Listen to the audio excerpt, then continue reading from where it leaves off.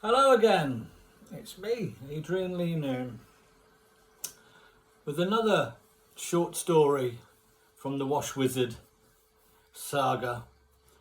This is called Flavel and the Magic Powder.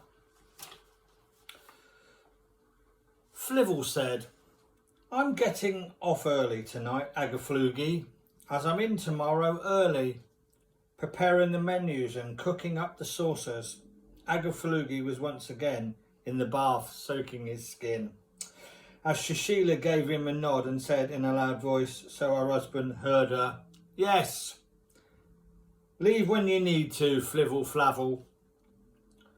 With that, Agaflugi came out in his towel and robe and said, "Oh yes, but remember, tomorrow we try our new sauce and spice mixers." Anyway, 9 p.m. and Flavel left to go home. The night was quiet and Shashila decided to shut the Wish-Wash Spice Chinese for the night at 10 p.m. The next morning, bright and early as promised, Flavel arrived, let himself into the kitchen via the back door.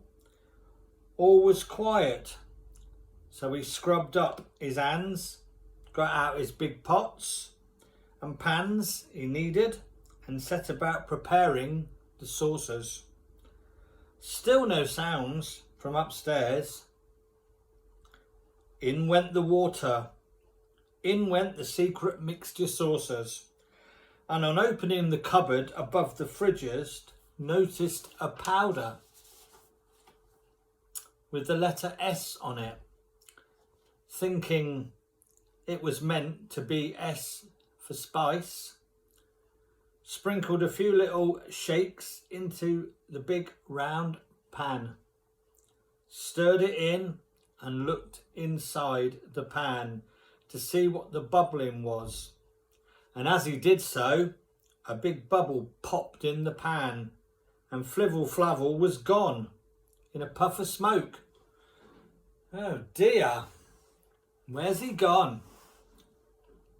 Anyway, time was moving on and Agaflugi and Shashila decided it was time to get up and see how Flavel was doing in their kitchen. "Lovely," he said, "the pans are on and it smells nice. But where, oh where, is Flival gone?" Calling out his name a few times in the garden, through to the shop, and no sign of him, and suddenly Agaflugi noticed the powder pot on the side and said, oh dear, what has he done? He's used this powder with S on, and now he's gone." Agaflugi was all in a pickle of how to get him back. He had luckily made some potions to make people appear as well as disappear, but where and when will Flival be? Shashila and Agaflugi rubbed their heads. "For into this room I stare at the time you left in a puff of smoke. To return, give me a sign." They waited and waited, but nothing. Anyway, they still had to prepare for the evening customers in the takeaway, so prepped the food ready and sat with a glass of water each. "I know," said Shashila. "You sum up some spells." "Yes, but if he's not in the room, then it won't work."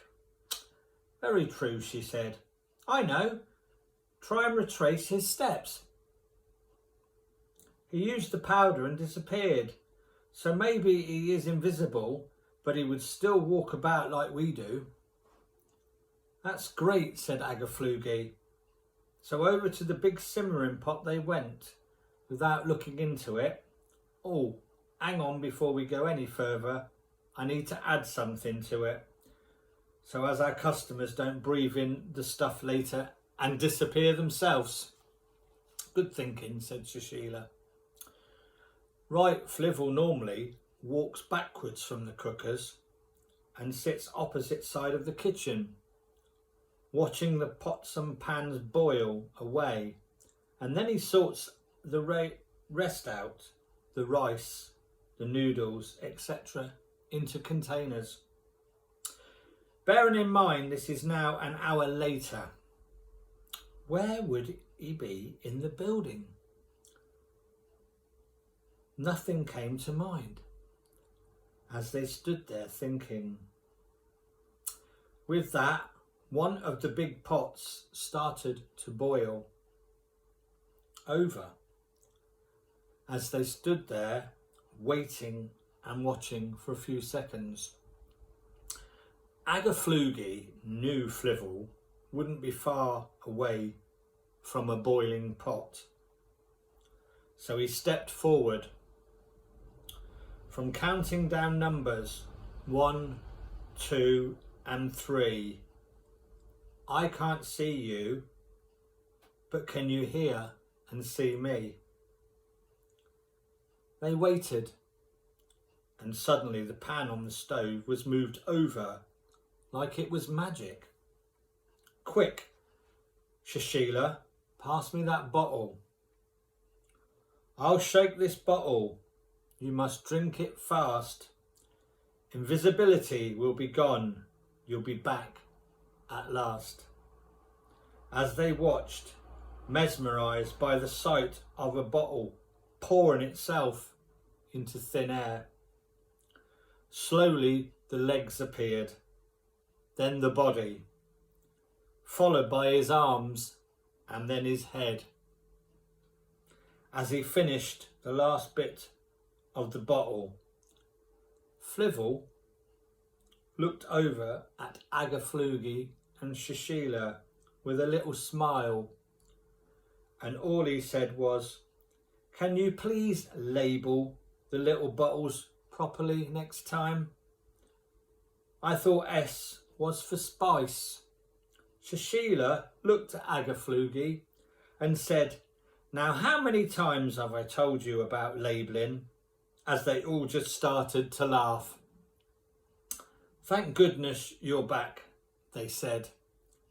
"Now finish what you started," said Agaflugi, "as I'm off for a long bath."